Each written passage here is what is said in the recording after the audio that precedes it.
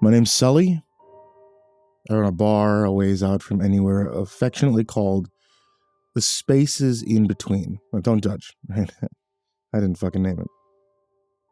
My companion's Cheddar, a Bernese mountain dog that understands the word attack, kill, stun, and defend, but not the word breakfast. We try to create a welcoming but chill atmosphere for the patrons that stumble through here every now and then. I mean, to be honest, we have to. Because to say my clientele is unusual would be a gross understatement. Kinds of folks who get here are looking for an escape. A place where they can talk their troubles away for a nominal fee and won't be judged. I guess that doesn't separate it from many other bars out there, does it? Not only am I a superb listener, but we have a wide selection of unusual beverages. I like to think of them as mood enhancers, depending on the patron's desire, dampeners. I've gotten together with some unrecognized genius brewery masters working out deals to sell their phenomenal mixtures at a unique place. It brings the customers in by the droves to seek their poison of choice they can't find anywhere else. The brewery gets exposure, so everybody wins. I guess for me, I knew sharing some of the stories that I'd picked up along the way would be of interest to you. And who knows, maybe you'll stop by yourselves one day. But you don't pay in cash here. You pay with stories. Have you ever worked at a bar before? You know, the happy-go-lucky environment you see in a show like Cheers or on a weekend filled with excitable youth. There's nothing like the dreary reality of a bar. Midweek Tuesday will forever serve as my motivator to abstain from booze, and it's one of these midweek Tuesdays that I want to begin our stories. First patron's a bona fide regular, Catherine Letty. She spends every waking moment with her lips around a bottle of Peruvian beer called Mama Killa's Purse Thumper. Contents designed to bring your mood and excitement up to such a level that you felt the world around you was virtually throbbing. For someone like Letty, though, it simply evened her out. I liked Letty. She was a woman who couldn't stop talking about her life, but always seemed to have something interesting tucked up her sleeve or a way about her that turned a mundane story into one of intrigue. She once spent 15 minutes telling me about the watering of her plants and the way her system worked, before taking a left turn into how her giant pitcher plant was fed some of her experimental alcohol and it ate her cat. Got home one day and Methuselah, was just gone, she said between swigs, her youthful face riddled with stress lines, bags under her eyes, and a mess of unkempt brown hair, the majority tied back with a clip, fringe leaving streaks down her face to complement the streaks of booze running down her chin when she downed too much in one go. With a name like that, maybe it was a godsend, I thought, wiping down the counter while looking at her and offering a vocal affirmation of my condolences. She downed the rest of the booze and slammed the bottle down, swaying as she looked up at me. "You know why I came here, Sully?" she asked, her eyes half open and a jovial grin forming across her face as the effects kicked in. Same as everyone else who frequents a bar like mine, I suppose. You want to go somewhere away from prying eyes and drink without being judged. I shrugged, letting the rag fall across my shoulder as I wrung my hands. Maybe the booze, too? I can't say we're not unique in that regard. Nah. Come here because I had nowhere else to go, where I could wallow, she declares, enunciating the words nowhere and wallow for dramatic effect as she spun in a circle. She pushes some coins my way, and I grab another pulse thumper for her. But she shakes her head before I can pop the cap. No, I want something else, Sully. I want the pincer, she says, pointing a shaking digit to the shelf behind me where my top stock sat. An assortment of bottles of different shapes and sizes adorned with labels and logos of equally unique measure. I followed the trajectory of her finger as it landed on a brown bottle with a square center, the liquid settling neatly as it extended out on either side, following up and into jagged glass spikes that formed two huge pincers. If you looked at it through the beer goggles that I'm 99% certain Letty had on, the glass could pass as a stag beetle. I didn't reach for it, instead pressing both my hands onto the table and pushing her money back to her. Don't pay for top-shelf goods with money, Letty. Tell me a story, and if it's good, I'll pour you that drink. She sighed, a hiccup escaping her lips. My money's not good enough for you. I smile and shake my head. No, but your stories are, so. Tell me what happened that day you came home from work. It's raining, right? Forgotten your raincoat? How did you? Yeah. It was freezing out and I'd had to get some supplies. Said Hurricane Xander was coming in and I wanted to be ready. Her eyes sobered over and her hands shook.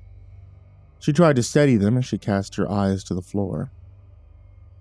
Thought he'd be okay for just a few minutes. And he was just around the corner. I stared at her for a few moments and twirled my mustache. Cheddar was asleep next to me, his drool beginning to coat the floor, as he had a habit of falling asleep with his favorite stuffed animal in his mouth. I looked at Letty's posture and tremble in her limbs as she fooled with her sleeves and the hesitation in her words. I began to wonder. I sighed and reached for a bottle on the top shelf. It was a delicate orange at the bottom. The shape was akin to an egg with deep cracks down the middle, allowing it for a far brighter shade of yellow to break through. The top was cracked open with the head of a baby chick popping out, blind and screaming, the open mouth serving as the distributor for the drink. A label across the middle of the egg read, Abacus & Sons Whirlwind Milkum Concoction. One shot, and you'll feel the day start anew. I pulled it down and grabbed the shot glass from under the bar. It was clear, and the initials SR were written across it in beautiful black calligraphy. I poured it as she stared aimlessly, and I pushed it toward her. This isn't a pincer, she began, staring at the bubbling orange liquid in front of her. I came here for the pincer because I heard it. What it does isn't important anymore, Letty. As your expert bartender, I've decided this is the better drink for you. Trust me. I pushed a contact number on my phone and nodded to her as she hesitantly downed the shot. An audible hiss emanated from her chest as she breathed out a yellow smoke. Your taxi will be here in a minute. Time to go, I said, detaching myself and beginning to prep the bar for the next patron. I don't... What does this do? She asked, the realization beginning to take her as she put her head in her hands. I feel faint. What? Why did you do this? Go home, Letty, I said almost coldly. If you have any trouble, you can come back, okay? She struggles to get to her feet and rubs her arms as she headed for the door.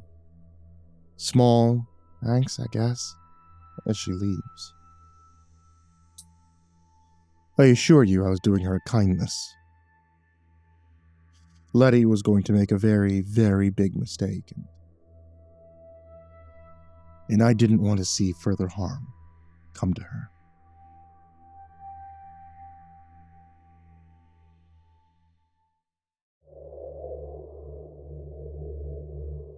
A few moments later, I heard the doors swing open as a skinny hipster sauntered in, no older than 25, and his thick black locks greased back into an undercut. His Armani suit that usually impressed so many people did nothing to flatter me. He stared around at the bar, scoffing a couple times as he looked at the signs and plaques on the walls, before rolling his eyes at the whole place and taking a seat in front of me. This was the ever-intolerable Gomez Di Stefano, and I didn't want him anywhere near Letty. This dude has problems with socializing the way incels have problems with dating. Jen is special yesterday, he says, looking down disapprovingly of Cheddar and back to me. Make sure your fucking dog stays away from my drink. Comes near my suit and I swear I'll kick him. Cheddar looks up at me with sleepy eyes, puffs out a sound of protest before sinking his face into his paws to sleep. Then I laugh as I find the bottle. You'd be on the floor in 5 seconds, begging him to not chomp off your salami slice, Gomez, I call from under the bar, finally finding the cooler. Inside were a set of aged vials, split evenly down the middle, the left a deep blue, the right an intense magenta. The label reading, Estefani Brewery Company presents the ultimate emotional experience in Janus. All emotions, 2 sides, 1 bottle. I pull it up and motion Gomez which side he'd like. He picks the blue, and I oblige, pouring it into a tall glass with some ice. What brings you to my ever-so-fine establishment, Gomez? I ask, putting the cooler on the counter and knowing full well that I'll need more of them soon. Gomez drank profusely once he began. I needed somewhere I could go to talk, and this place is the only one I was told wouldn't judge me. His eyes are welling up with tears, and he looked morose.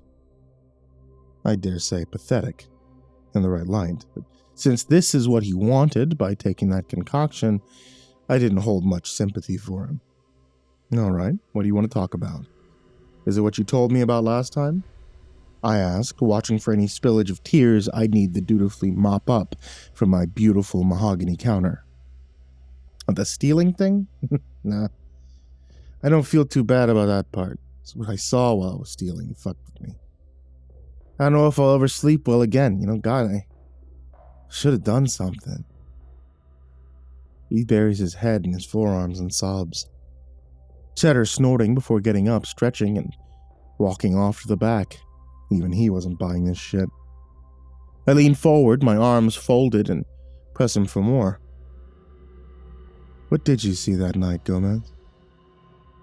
He composes himself and looks up, snot running down his face that he quickly wipes away.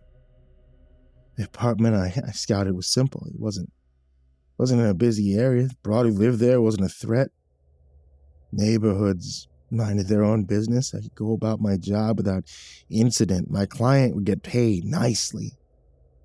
I was told to get a specific item, to do it at a specific time.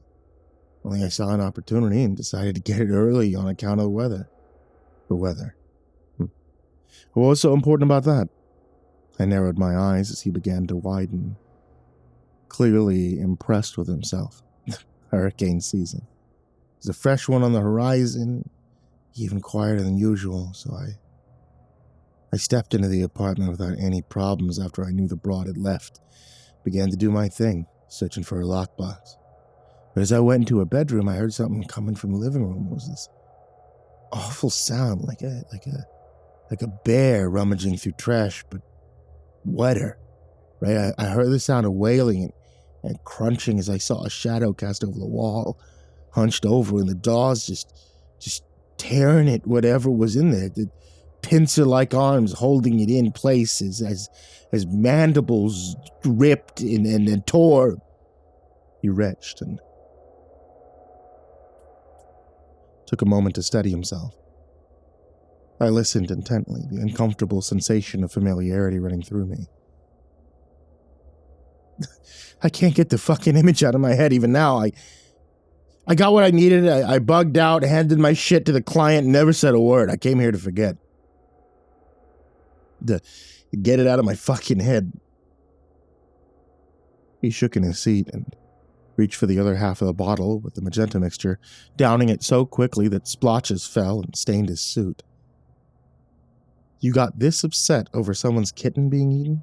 I don't buy that, I asked, reaching for a bottle on the top shelf, a golden heart with vines growing around it, and a rusted key in the center, producing a beautiful oaken hue.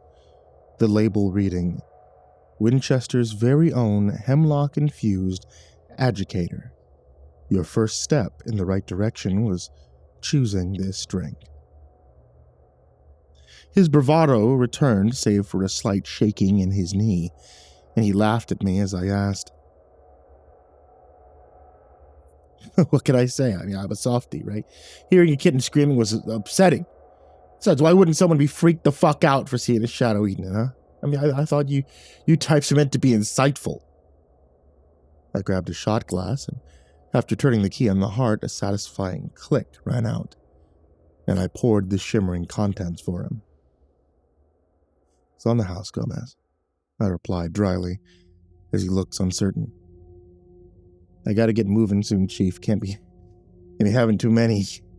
He pushed it back to me, apprehension now clear in his voice, not even bothering to ask for the remaining stack of Janus that I'd gotten for him.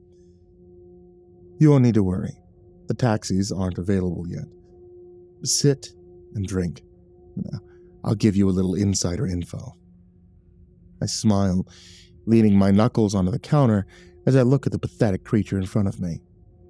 He sits gingerly, and after a few moments takes the agitator drink and downs it, heartily. No sooner than he had done so, his entire being froze. Limbs no longer obeying him, his eyes fixed forward and onto me, the body betraying his soul entirely. I'm no longer smiling as I speak aloud while clearing the bar away from the mess.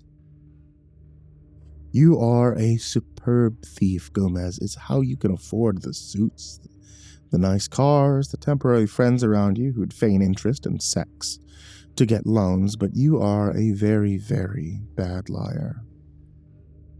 I look deeply into his face as I finish my sentence, the disgust in my expression apparent as he looks back in fear. You want to know how I know you didn't see a kitten in that apartment? How I know you saw more than you're letting on, and even why you really didn't report it? He blinks once at me, a confirmation. Well, first, we need to discuss what you just drank. It's a drink that will determine what happens to you next, essentially. One of my very own special blends, designed to weed out cancerous cells like you. If you've got nothing to hide, you'll feel elation. Beyond your wildest dreams, you'll get into the taxi without issue. But if you even feel a shred of guilt in you after I'm done talking, well... I walk around the bar and put my hands on his shoulders, leaning in as I speak to him. Let's come back to that later, shall we? I know you didn't see a kitten because I just served your victim a few minutes ago, and funnily enough, she said it was a kitten too, which, with some degree of confusion, right? She came here to suffer, not entirely willingly, but that was her intention. I don't know what you gave her, but it took a very special blend to help her memory recover. I don't even know if that's the right call, but it's what has to happen. She'll wake up and everything she went through will be there to greet her like a fucking parasite. I lean towards him, my voice becoming low. But I did her a favor, Gomez. I gave her a chance to take a different path than the one you and your client sought out for her.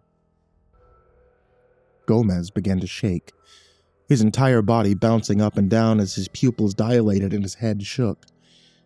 I don't doubt you have no idea who or what your client is, what is in Letty's lockbox, or that you're very, very sorry, but people like you never learn. You'll save your own skin the moment this happens again, and unfortunately for you, I know it will happen again. The thing I can't forgive, though, myself, if I let you go because you saw something in that room and you still ignored an impulse to do right. You saw something that would turn anyone else's stomach, push their fight or flight instinct, and still, you chose yourself. I turn my back to him and pour myself a magenta shot of Janice, downing it as I hear the sizzling of Gomez's body begin to crescendo. You deserve what you get. The form that housed Gomez begins to melt away. The skin and bones begin to burn as his limbs sagged and eventually fell from the torso, continuing to burn and melt on the floor. Gomez tries to scream through the foam that coats his throat, but a soft gurgling is all that's audible as his head sinks into his torso. And that too melts into a viscous sludge, hardens as soon as it settles. Cheddar walks back in, his head nudges my hand as I pet him. My face stuck in a permanent scowl as I look at the ultrasound photo Letty had left behind. You saw a crib, Gomez. You saw a fucking crib.